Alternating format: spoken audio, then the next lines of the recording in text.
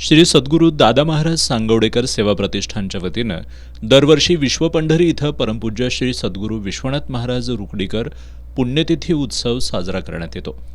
यावर्षी 26 जानेवारीपासून 106व्या पुण्यस्मरण सोहळ्याला सुरुवात झाली आहे। समाजातील विविध क्षेत्रात उल्लेखनीय काम करणाऱ्या व्यक्तींना दरवर्षी श्री माऊली आनंदी पुरस्कारानं सन्मानित करण्यात येतं। या सोहळ्यामध्ये यावर्षी भारतीय सैनिकांसाठी सियाचीनसारख्या अतिउच्च ठिकाणी ऑक्सिजन प्लांट उभारून त्यांचा श्वास बनलेल्या पुण्याच्या सुमेधाताई चिथडे यांना श्री माऊली आनंदी पुरस्कारानं सन्मानित करण्यात आलं। विधान परिषदेतील काँग्रेसचे गटनेते आमदार सतेज पाटील यांच्या हस्ते आणि श्री सद्गुरू दादा महाराज सांगवडेकर सेवा प्रतिष्ठानचे आनंदराव सांगवडेकर, आईसाहेब सांगवडेकर, भावना सांगवडेकर, निरंजनदास सांगवडेकर यांच्या उपस्थितीमध्ये सुमेधाताई चिथडे यांना हा पुरस्कार प्रदान करण्यात आला। पुरस्कार स्वीकारल्यानंतर आपल्या भावना व्यक्त करताना सुमेधाताई चिथडे यांनी आपल्या राष्ट्रभूमीसाठी प्रत्येकानं निस्वार्थी भावनेनं योगदान दिलं पाहिजे असं सांगितलं।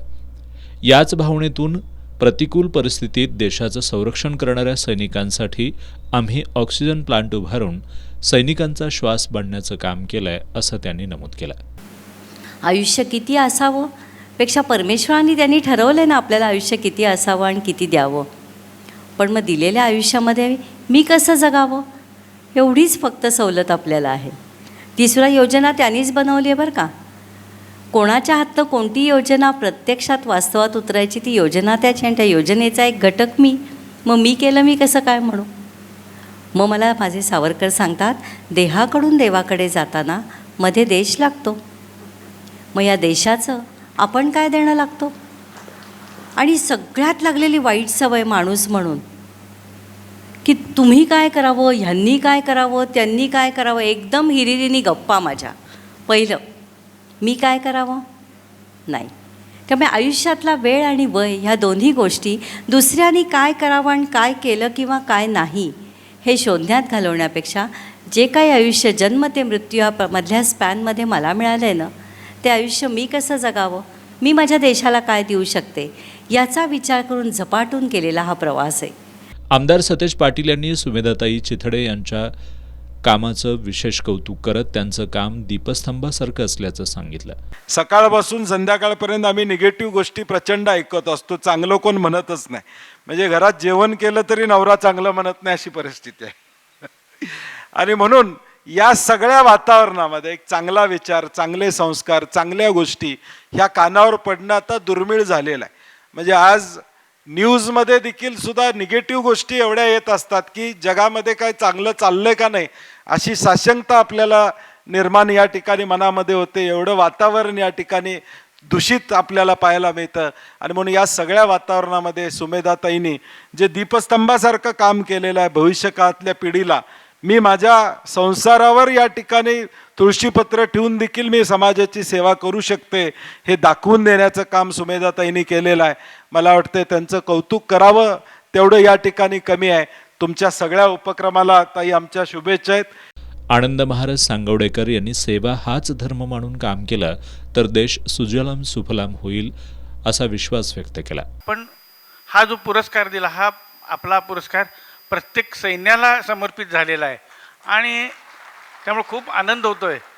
तर मला पहिल्यांदा असं वाटतंय की आपण सुमेधाताईंना पहिल्यांदा नमस्कार करावा आणि त्यांचं जे कार्य आहे त्याला खूप सलामच आहे।